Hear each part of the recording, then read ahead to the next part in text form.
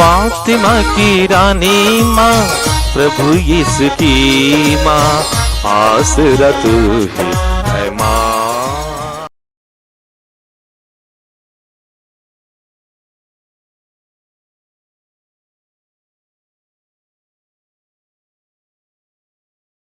पहला पाठ प्रकाशना ग्रंथ अध्याय 20 पद संख्याएं 1 से 4, 11 से 15, अध्याय 21 का पद संख्या 1 से 2 तक। मैं योहन ने एक स्वर्गदूत को स्वर्ग से उतरते देखा। उसके हाथ में अगाध गर्त की चाबी और एक बड़ी जंजीर थी। उसने पंखदार सर्प को, उसके पुराने सांप अर्थात इब्लिस या शैतान को पकड़कर 1000 वर्ष के लिए बांधा और उसे अगाध गर्त में डाल दिया। उसने अगाध गर्त बंद कर उस पर मोहर लगाई, जिससे वह सर्प 1000 वर्ष पूरे हो जाने तक राष्ट्रों को नहीं बहकाए। इसके बाद थोड़े समय तक उसे छोड़ दिया जाना आवश्यक है। मैंने सिंहासन देखे, जो उन पर बैठने आए उन्हें न्याय करने का अधिकार दिया गया है। मैंने उन लोगों की आत्माओं को भी देखा, जिनके सिर यीशु के साक्ष्य और ईश्वर के वचन के कारण काटे गए थे, जिन्होंने पशु और उसके प्रतिमा की आराधना नहीं की थी और जिन्होंने अपने माथे और हाथ पर पशु का चिन्ह नहीं अंकित होने दिया था। वे पुनर्जीवित होकर मसीह के साथ 1000 वर्ष तक राज्य करते थे। मैंने एक विशाल श्वेत सिंहासन और उस पर विराजमान व्यक्ति को देखा। पृथ्वी और आकाश उसके सामने लुप्त हो गए और उनका कहीं भी पता नहीं चला। मैंने छोटे बड़े सब मृतकों को सिंहासन के सामने खड़ा हुआ देखा। पुस्तकों में लिखी हुई बातों के आधार पर कर्मों के अनुसार मृतकों का न्याय किया गया। समुद्र ने अपने मृतकों को दिया, तब मृत्यु तथा अधोलोक ने अपने मृतकों को दिया। हर एक का उनके कर्मों के अनुसार न्याय किया गया। इसके बाद मृत्यु और अधोलोक दोनों को अग्निकुंड में डाल दिया गया। यह अग्निकुंड द्वितीय मृत्यु है। जिनका नाम जीवन ग्रंथ में लिखा हुआ नहीं मिला, वह अग्निकुंड में डाल दिया गया। तब मैंने एक नया आकाश और एक नई पृथ्वी देखी। पुराना आकाश तथा पुरानी पृथ्वी दोनों लुप्त हो गए थे और समुद्र भी नहीं रह गया था। मैंने पवित्र नगर नवीन यरूशलेम को ईश्वर के यहाँ से आकाश में उतरते देखा। वह अपने दूल्हे के लिए सजाई हुई दुल्हन की तरह अलंकृत था। प्रभु की वाणी। ईश्वर को धन्यवाद। भजन अनुवाक्य। देखो यह है मनुष्यों के बीच ईश्वर का निवास। देखो यह है मनुष्यों के बीच ईश्वर का निवास। प्रभु का प्रांगण देखने के लिए मेरी आत्मा तरसती रहती है। मैं उल्लसित होकर तन मन से जीवंत ईश्वर का स्तुति गान करता हूँ। अनुवाक्य। देखो यह है मनुष्यों के बीच ईश्वर का निवास। देखो यह है मनुष्यों के बीच ईश्वर का निवास। गौरैया को बसेरा मिल जाता है और अबाबिल को अपने बच्चों के लिए घोंसला। हे विश्वमंडल के प्रभु, मेरे राजा, मेरे ईश्वर, मुझे तेरी बेदियां प्रिय हैं। अनुवाक्य: देखो यह है मनुष्यों के बीच ईश्वर का निवास। देखो यह है मनुष्यों के बीच ईश्वर का निवास। तेरे मंदिर में रहने वाले धन्य हैं, वे निरंतर तेरा स्तुति गान करते हैं। धन्य है वे जो तुझसे बल पाकर तेरे पर्वत सियोन की तीर्थ यात्रा करते हैं। अनुवाक्य: देखो यह है मनुष्यों के बीच ईश्वर का निवास। देखो यह है मनुष्यों के बीच ईश्वर का निवास। जय घोष। हालेलुया।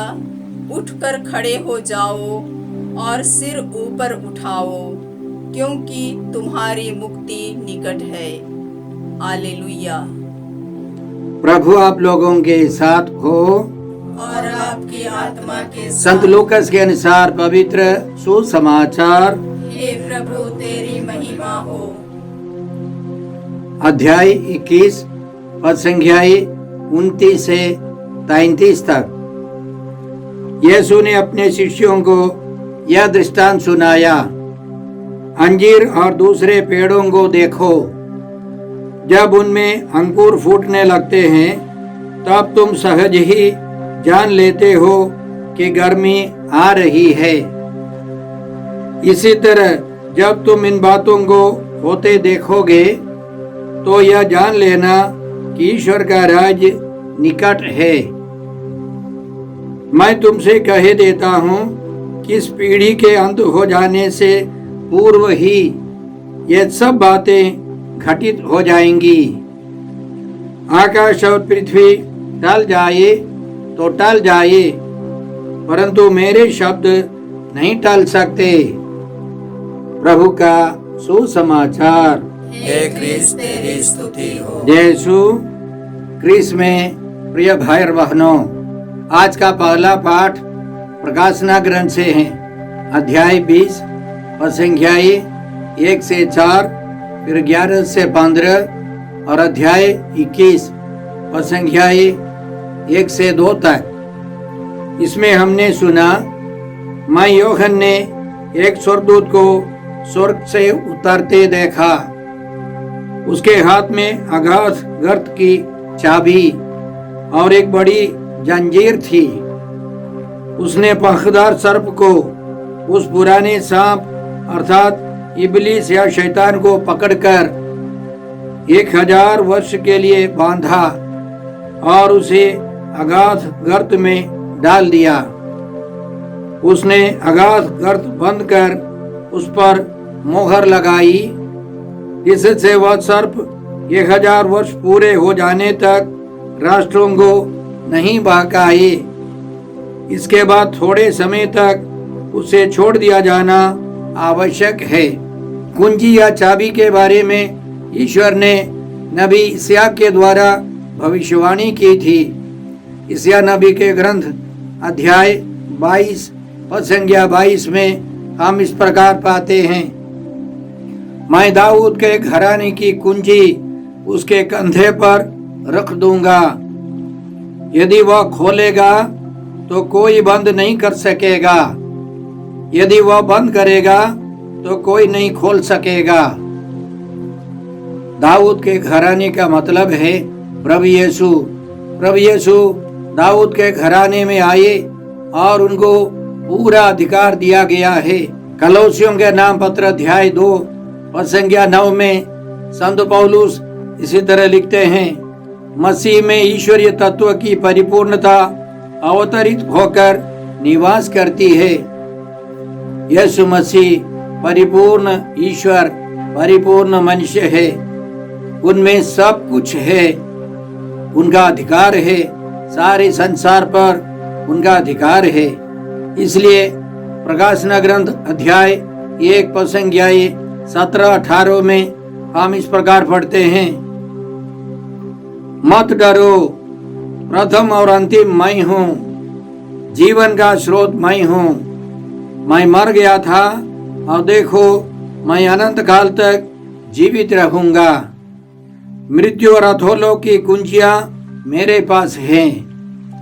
यीशु चाहते हैं तो मृत्यु और अधोलोक को खोल सकते हैं। वे सबों पर अधिकार रखते हैं। आकाश, पृथ्वी और अधोलोक के सब निवासी यीशु का नाम सुनकर घुटने टेकते हैं और पिता ईश्वर की महिमा के लिए सब लोग यह स्वीकारते हैं कि यीशु ही मसीह हैं, प्रभु हैं। इसलिए आज के पाठ से हम लोग समझ लेते हैं कि प्रभु यीशु के अधिकार से उस स्वर्गदूत ने शैतान को बांध दिया। सुसमाचार के कई पंडित लोग समझाते हैं कि यीशु आएंगे, दोबारा आएंगे, 1000 साल तक दाऊद के घराने पर शासन करेंगे। पवित्र कलीसिया ऐसी शिक्षा नहीं देती है। यीशु दोबारा आएंगे, कब आएंगे हम नहीं जानते, हमें तैयार रहना है। सबों का न्याय होगा, हम अनंत जीवन में प्रवेश करेंगे। इस पृथ्वी पर एक राजा के रूप में यीशु शासन नहीं करेंगे, हम उनके साथ अनंत काल तक रहेंगे। ईश्वर की स्तुति आराधना करते हुए आज के पहले पाठ का दूसरा विषय इस प्रकार है, मैंने सिंहासन देखे, जो उन पर बैठने आए उन्हें न्याय करने का अधिकार दिया गया। मैंने उन लोगों की आत्माओं को भी देखा जिनके सिर यीशु के साक्ष्य और ईश्वर के वचन के कारण काटे गए थे, जिन्होंने पशु और उसकी प्रतिमा की आराधना नहीं की थी और जिन्होंने अपने माथे और हाथों पर पशु का चिन्ह नहीं अंकित होने दिया था। वे पुनर्जीवित होकर मसीह के साथ 1000 वर्ष तक राज्य करते थे। सिंहासन पर बैठकर न्याय करने वाले प्रभु यीशु हैं।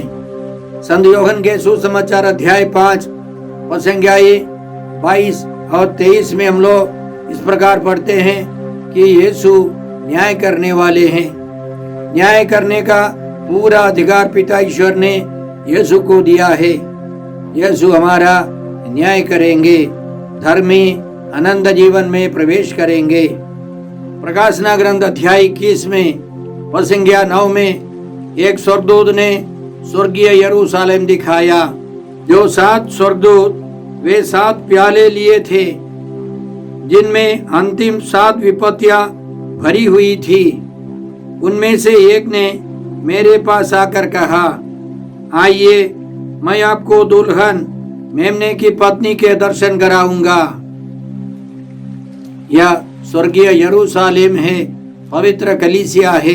प्रकाशना ग्रंथ अध्याय 18 और संख्या 23 में हम लोग इस प्रकार पाते हैं, दीपक का प्रकाश तुझ में फिर कभी दिखाई नहीं देगा, वर और वधू का स्वर तुझ में फिर कभी नहीं सुनाई पड़ेगा, क्योंकि तेरे व्यापारी पृथ्वी के अधिपति थे और तूने अपने जादू द्वारा सभी राष्ट्रों को भकाया। वह वेश्यावृत्ति करने वाला शहर है, नगर है। प्रकाशना ग्रंथ अध्याय 21 पद संख्या 24 में हम इस प्रकार पाते हैं, राष्ट्र उसकी ज्योति में चलेंगे और पृथ्वी के राजा उसमें अपना वैभव ले आएंगे।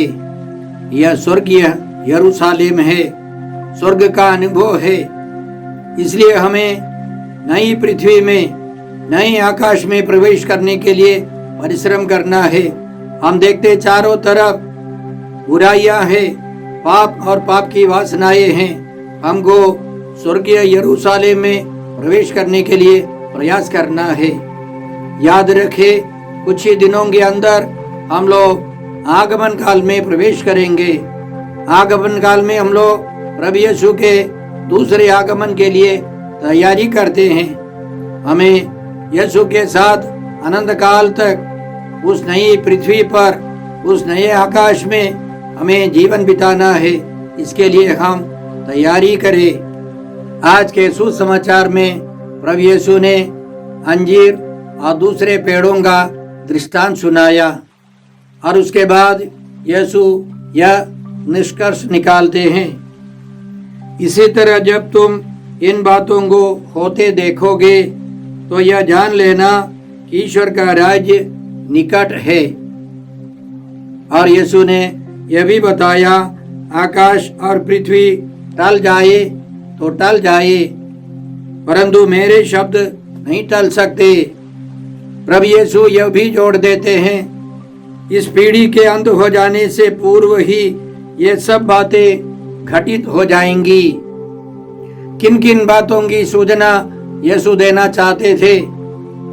आज के सुसमाचार के पहले संत लूकास के सुसमाचार अध्याय 21 पद संख्या 20 में यीशु ने इसी तरह समझाया, जब तुम लोग देखोगे कि यरूशलेम सेनाओं से घिर रहा है तो जान लो कि उसका सर्वनाश निकट है। उस समय जो लोग यहूदिया में हो वे पहाड़ों पर भाग जाए, जो यरूशलेम में हो वे बाहर निकल जाए, और जो देहात में हो वे नगर में न जाए, क्योंकि वे दंड के दिन होंगे जब जो कुछ लिखा है वह पूरा हो जाएगा। संत मार्कुस के सुसमाचार अध्याय 13 में प्रभु यीशु ने अपने शिष्यों को यरूशलेम मंदिर दिखाकर बताया, तुम ये बड़ी बड़ी इमारतें देख रहे हो ना, यहाँ एक पत्थर पर दूसरा पत्थर पड़ा नहीं रहेगा, सब ढा दिया जाएगा। और प्रभु यीशु ने यह भी बताया था, इस पीढ़ी की समाप्ति के पहले ही यह सब घटित हो जाएंगी। वास्तव में 14 अप्रैल 70 ईस्वी में तीतुस नामक सैनिक अधिकारी के नेतृत्व में करीब 70,000 रोमी सैनिक आए। यरूशलेम नगर के चारों तरफ उन्होंने घेरा डाला। यह सब देख करके प्रभु यीशु में विश्वास करने वाले सब भक्तजन भाग गए और घमासान युद्ध चला।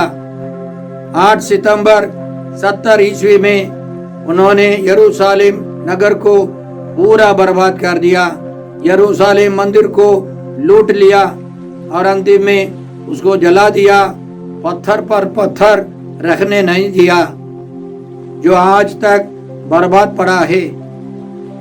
भाई और बहनों, प्रभु यीशु ने वादा किया था कि ये मंदिर तोड़ दिया जाएगा, पूर्ण रूप से बर्बाद हो जाएगा, क्योंकि प्रभु यीशु आए हैं लेवी पुरोहिताई समाप्त करने के लिए, एक नई पुरोहिताई शुरू करने के लिए।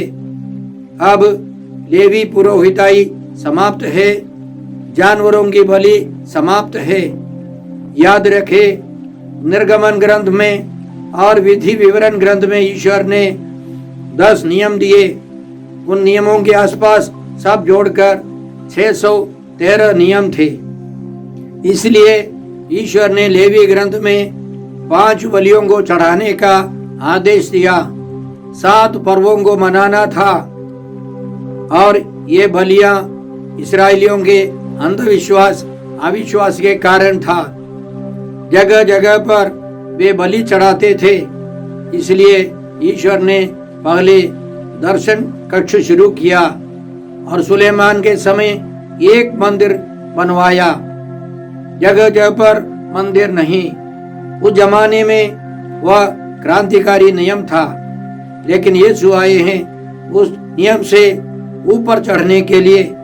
बाहर आकर एक नया सिस्टम, नई कलीसिया की स्थापना के लिए यीशु आए हैं। स्तोत्र 110 पद संख्या 4 में ईश्वर की योजना हम इस प्रकार पाते हैं, ईश्वर की यह शपथ अपरिवर्तनीय है, तुम मेल्कीसेदक की तरह सदा पुरोहित बने रहोगे। प्रभु यीशु मेल्कीसेदक की तरह सदा पुरोहित बने रहते हैं। इब्रानियों के नाम पत्र अध्याय 7, 8, 9, 10 में हम लोग महापुरोहित यीशु के बारे में पढ़ते हैं। यीशु महापुरोहित हैं, वे राजाओं के अधिराज हैं, वे मंदिर हैं, वे बलि वस्तु हैं, वे प्रतीक हैं। अब यरूशलेम मंदिर की जरूरत नहीं है, जानवरों की बलि की जरूरत नहीं है। प्रभु यीशु ने एक ही बार अपने को बलि चढ़ाया, उनका बलिदान काफी है। हमें यीशु में विश्वास करना है। प्रकाशना ग्रंथ अध्याय 21 और संख्याएं 22 से हम लोग इस प्रकार पढ़ते हैं, मैंने उसमें कोई मंदिर नहीं देखा। नवीन यरूशलेम में, स्वर्ग में कोई मंदिर नहीं देखा, क्योंकि सर्वशक्तिमान प्रभु ईश्वर उसका मंदिर है और मेमना भी। मेमना प्रभु यीशु हैं। नगर को सूर्य अथवा चंद्रमा के प्रकाश की आवश्यकता नहीं है, क्योंकि ईश्वर की महिमा उसकी ज्योति और मेमना उसका प्रतीक है। यीशु मसीह दीपक हैं, यीशु मसीह बलि वस्तु हैं, यीशु मसीह महापुरोहित हैं, मंदिर हैं, राजाओं के अधिराज हैं। याद रखे 70 ईस्वी में जब मंदिर तोड़ दिया गया, वह पास्का पर्व का समय था। जो यहूदी यीशु में विश्वास नहीं करते थे, पूजा के लिए आए थे, बलिदान के लिए, प्रार्थना के लिए आए थे, वे सब उस नगर में फंस गए। करीब 1 लाख यहूदियों को, जवान यहूदियों को रोमी सैनिक रोम ले गए गुलाम बना करके काम कराने। यह हमारे जीवन में ना हो। हम उस जमाने के विश्वासियों के समान प्रभु यीशु में विश्वास करें, प्रभु यीशु के वचनों पर विश्वास करें और प्रभु के आगमन की तैयारी करें। आइए हम प्रार्थना करते हैं। हे अब्बा पिता, हे प्रभु यीशु, हे पवित्र आत्मा ईश्वर, आज के सारे पवित्र वचनों के लिए हम तुझे धन्यवाद देते हैं और प्रार्थना करते हैं कि हम जागते रहें और तैयार रहें, ताकि हम प्रभु यीशु के साथ अनंत काल तक जीवित रहेंगे। हम यह प्रार्थना करते हैं प्रभु क्रिस्त के द्वारा। हमारे प्रभु यीशु क्रिस्त की कृपा, ईश्वर का प्रेम और पवित्र आत्मा का साहचर्य आप सबों को प्राप्त हो। आमीन।